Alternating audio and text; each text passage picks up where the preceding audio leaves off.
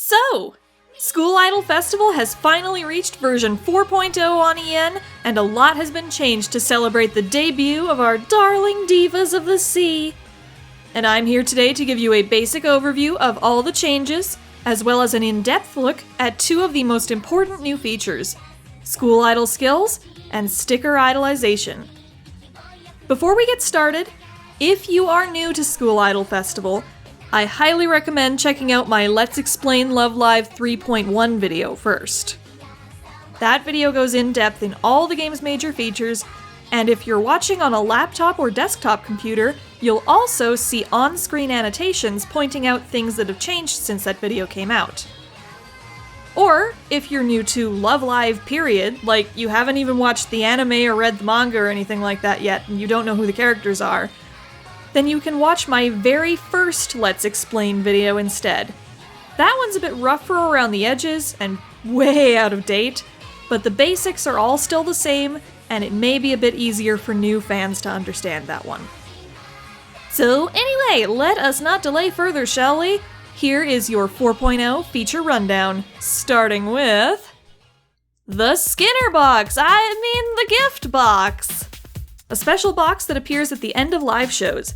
It has its own points gauge, and you fill that up by playing songs.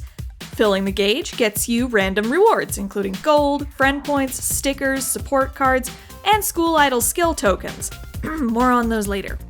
The higher scores you get, and the higher difficulties you play, the more likely it is that you'll get fancier boxes and better rewards. How about that? Next up, SSR Cards. Yes, brand new card type. Stronger than SRs, not quite as strong as URs, but slightly easier to get than URs, and they still have really nice art like URs do. Well, mostly anyway. Definitely still worthy additions to your teams. New drop rates. To accommodate SSRs, the drop rates for scouting have changed. URs still only have a 1% chance to drop, but R drops have gone from 90% down to 80%, SRs have gone up from 9% to 15%, and SSRs are debuting at 4%. So the chances of that dreaded 1SR pull have been significantly reduced. Oh, thank God for that. You should now expect to only get a 1SR pull about every 3 or 4 pulls now, as opposed to almost every single time. Master Songs! There is now a new difficulty level above Expert called Master. These songs are around the same difficulty level as the daily Super Hards, give or take, including new songs at the 12-star difficulty rating. New Master Songs should release a few times every month, and older songs will eventually rotate out. So be sure to play any new Master Songs while they're available if you want to get the gems and other rewards for playing them. Incidentally, because Master is the new rotating difficulty, Expert has been added as a permanent difficulty for all songs! Hooray! Now you can play Yujo no Change EX whenever you want! Yeah! First live bonus. You know the daily tasks we had before the update? You know, play 5 songs, scout 3 members, practice 3 members, get a full combo, and then get a gem? Well, I am happy to announce that those tasks have been replaced by something much, much easier to get that gives out the same rewards, and that is the first live bonus.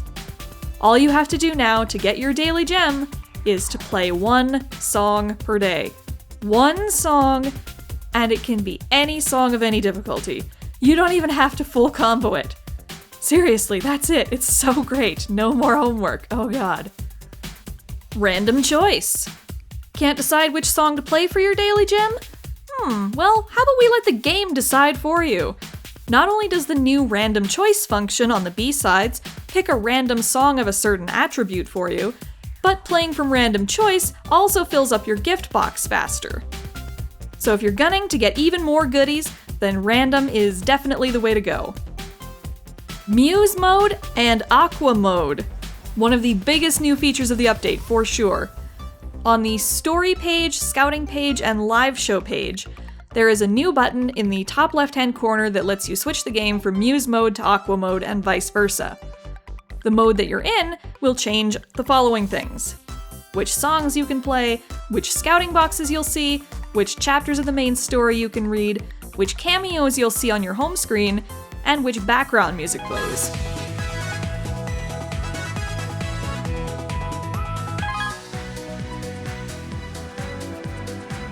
So now you get to switch freely between the two idol groups whenever you want, or stick with whichever group you like best and pretend the other one doesn't exist. Whatever makes you happy, just go for it. Card art switching. Another switch you can make is the switch between idolized and unidolized card art. Are you just really not in love with how a card looks idolized, but you still want to use it on your main team? Well, have no fear. You can tap the little green button on the bottom of the card's profile now and switch her back to standard form, and all will be right with the world again. Partner cards. It is a lot easier to set a specific home screen girl now. On card profile pages is the new Partner Up button. If you tap it, that card becomes your new home screen partner. Simple as that. Important thing though, only you will see your partner by default. Your profile page and your icon in events will still show whichever card is the leader of your main team. The good news about that, though, is that means you can use N cards or R cards or promos or whatever cards you like best as your home screen partner all you want. And you can still have a UR or an SSR set as your main team leader, which ensures that the people on your friends list will still have a good guest center to use. So, bonus! I love it! Bond points and Fave points. Fav points? Fave points. Want to make your home screen partner show up on your Bond profile as well? Good news! You now have another option to make that happen, because Bond points are no longer the only thing that contributes to a card's position on your profile. Once you've maxed out a card's regular Bond points, the card will still continue to gain what are called Fave points. After you play a live show, each card on your team gets 1 Fave point, and your center card gets an extra point on top of that. If your current home screen partner is on the team, that card also gets 3 extra points. So if you play a song where your home screen partner is the center, that card can gain the maximum of 5 points per live show. All these Fave points add up on your profile page, and you can view the combined Bond and Fave points of all the cards you've ever owned by tapping the little pink arrow bar underneath your top 3. On JP, and on EN as well if you're watching this in the future, you can also view your top girls overall by tapping the pink button underneath your song totals. The total for each girl equals the points of all that girl's cards combined that you've ever owned. So you can see that my top card on this account is Tanabata Daya, because she has the most points of any single card in my deck, but my top girl overall is Hanayo, because I have more points across all my Hanayo cards than all of my Daya cards. Of course, you can still boost a card's profile points the old-fashioned way if you want to as well. For those who don't know, and there are many who don't, it's always been possible to get super high profile points for a card by bonding up multiple copies of the card. This is why many players make sure they max bond both copies of a card before idolizing it, so they can add the extra bond points to their profile. This method still works in 4.0, so if you happen to have multiple copies of your favorite card, then bonding up all those copies is a way to boost their ranking faster than you can with Fave points. Filters! Filters everywhere! So many filters. Every page in the members section now has its own set of search filters that the game remembers and keeps track of. There are also new filters in the album and in the present box, and the auto formation function on the teams page has some new search options as well. Also, independent of the search filters, there's a new support cards tab where you can access all of your alpacas, Yazawa siblings, and teachers and whatnot. There's also some automatic filters and fill options for practice and special practice that make it faster to put in the cards you need for those tasks. Basically, the game now only tries to show you the cards that are relevant to what you're doing at any given time now. Of course, all this filtering nonsense can get super confusing if you're playing on JP and can't read the text. So if this is you, don't worry, there are links to translations in the video description, right down below there. If you're playing on the English game though, the menu should mostly be self-explanatory. You just tap buttons to uncheck the card types you don't want to see, and then tap which sort option you want the search results to follow. Then mash OK on that blender, and ta-da! Only the cards you want to see. Skill leveling. Yay! Skill leveling is easier now! Rather than the tedious process of chaining rares and matching rarity types, all cards now have a simple skill gauge. So instead of one stupidly complicated method of leveling skills, there are now 2 easier methods you can choose from. Method number 1, use support cards. Feeding a support card to the card that you want to level gives that card points towards its skill gauge. If the skill gauge fills up to max, then the skill goes up a level. Simple as that. Only thing to note, the support card you use either needs to be purple, which works for all card attributes, or it should match the attribute of the main card. So for example, if I want to skill up this cool Maki, I can either use this cool support card or a purple support card, which works for anything. But I would not be able to use the cool support card to skill up, say, this pure Kotori, just the purple one. And if I didn't want to use the purple support card, I would have to wait for a pure support card to come around. Method number 2, similar to the old method of skill leveling, you take 2 cards with matching skill names and practice one to the other. The card that's gaining EXP will also get points toward their skill gauge. Thankfully, you no longer have to worry about matching the skill levels of each card anymore, just matching skill names is fine now. And yes, you do have to match skill names for SRs and above too, so that means that only exact duplicates of an SR, SSR, or UR can be used for this method of skill leveling. School Idol skills. Okay, here's one of the meatier topics we have to cover today. School Idol skills. They help make your cards even stronger. Sounds simple enough, but a lot of people find School Idol skills confusing, and I can see why. We already have card skills and leader skills, so adding another thing called skills on top of that just makes it like, what? What skills does that change the skills that I already... So how do these all work oh god, what the come on, please don't do this to me, help! So to start off, it is a lot more useful to think of School Idol skills as items rather than skills. Because basically they work the same way as equipable items in RPGs, like how you can equip a fire materia to cast fire spells in Final Fantasy, or how you equip the manly bandana to increase your defense in Undertale. So for the rest of this guide, School Idol skills will be referred to as SIS tokens, or simply SIS. Hopefully this will make it a bit easier for you to think of them in terms of items. So here are the basics. SIS tokens are basically items that boost your stats. Depending on which ones you have, they either give a single boost to one card, or boost up your entire team at once. By far the most common SIS tokens you'll come across are Smile Kiss, Pure Kiss, and Cool Kiss. These tokens boost one card's stat by 200 points in whatever attribute the token is for. So if you equip a Smile Kiss token to a card, it'll boost that card's smile stat by 200 points, so that's simple. On the higher end of the scale, some of the most useful SIS tokens in the entire game are Smile Veil, Pure Veil, and Cool Veil, which boost your entire team's stats by 2.4% in whatever attribute they're for. So again, if you equip a Pure Veil token to a card, that token will boost the pure stat of not only the card that it's equipped to, but every other card that's on the same team.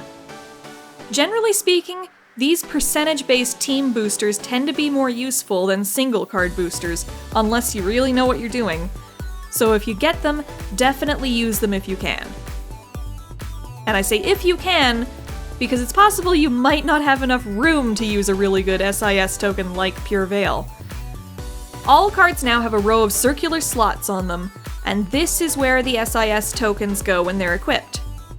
Each SIS either has a cost of 1, 2, 3, or 4 slots. The more powerful the SIS, the more slots it'll take up. So for example, our Smile Kiss token from earlier only takes up 1 slot since it's not very powerful. Pure Veil, by contrast, costs a whopping 4 slots, an amount that many cards either don't have or need to unlock first. Here's a chart for reference. The left column shows the default number of slots that every card rarity has, and the right column shows the max number of slots possible for it. We'll talk about how to unlock extra slots later when we talk about Idolization. So, how do you get SIS tokens? Why, from the gift box, of course! This means you're kind of at the mercy of RNG in terms of which tokens you get, unfortunately. So your best bet for getting stronger ones is to play lots of songs at higher difficulties. Prepare to get a lot of Kiss tokens. Oh boy. But luckily, you can sell any tokens that you don't need. And they give out a pretty good amount of gold, too. You really only need a maximum of 9 for any given token in most cases. And you'll definitely get way more than 9 of those Kiss tokens. So you can safely sell the extras for a mighty pretty penny, I must say. Lastly and most importantly, how do you actually equip SIS tokens? First, go to the card you want to boost.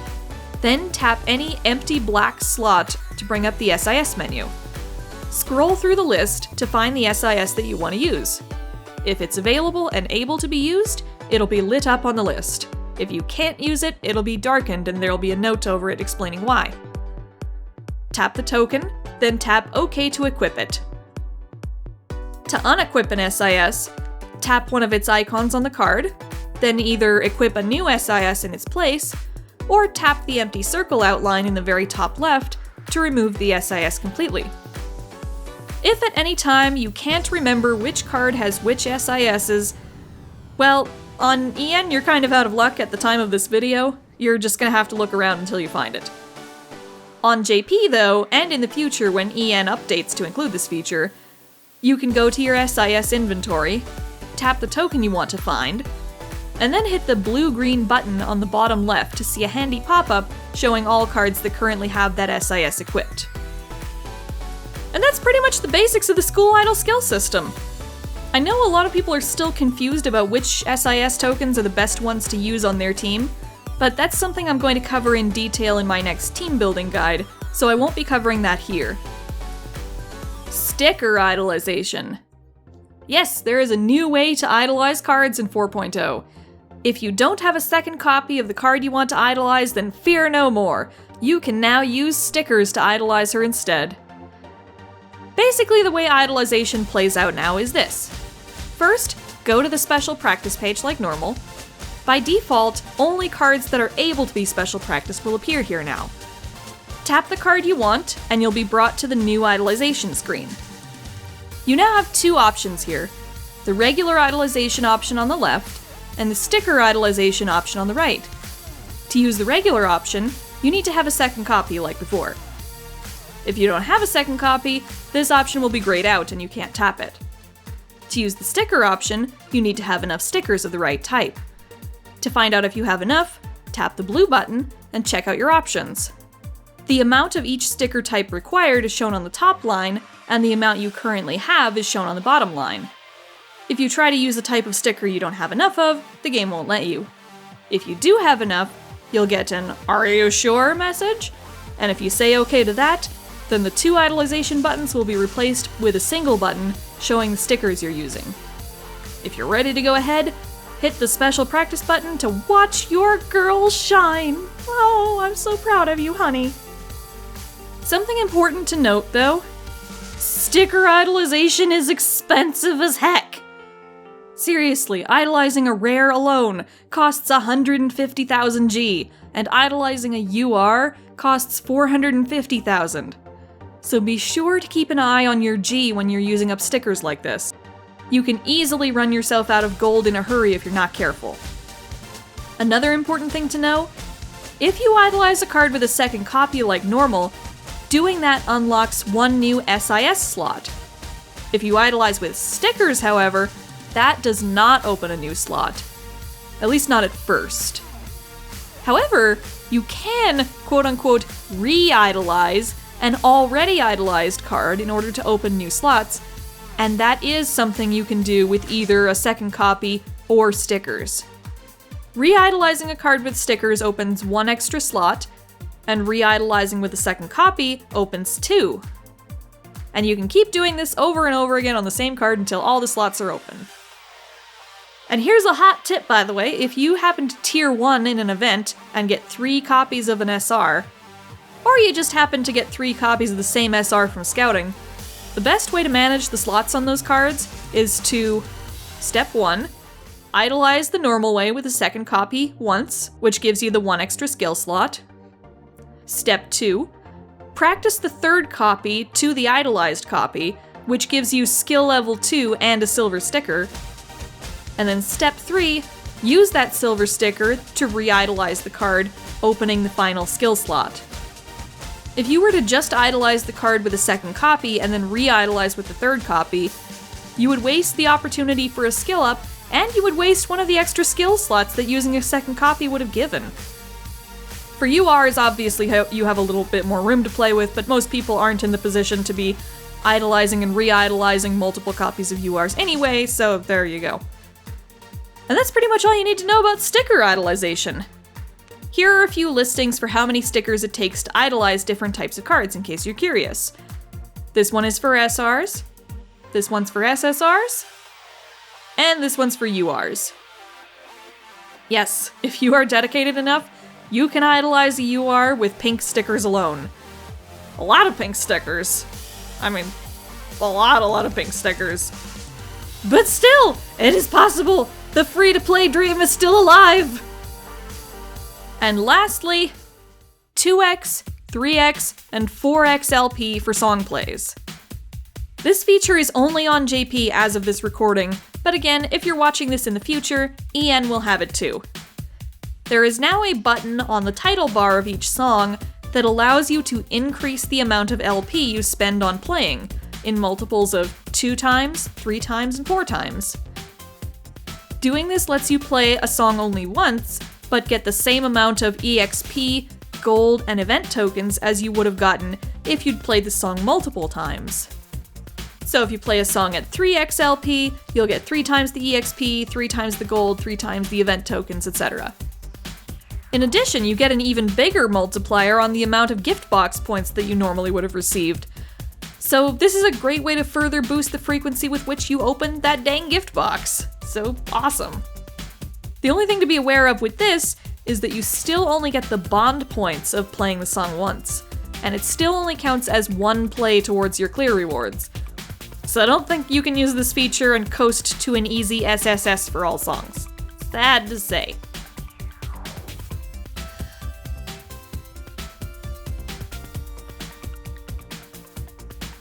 Alrighty, and that should be everything at this point. Thank you so much for watching, and I hope you found all the explanations helpful. If you have any questions, post them in the comments, and either I or one of your helpful fellow commenters will try to give you an answer if we can. Have fun with SIF 4.0, and look forward to more new and updated guides from me in the future. See you guys then!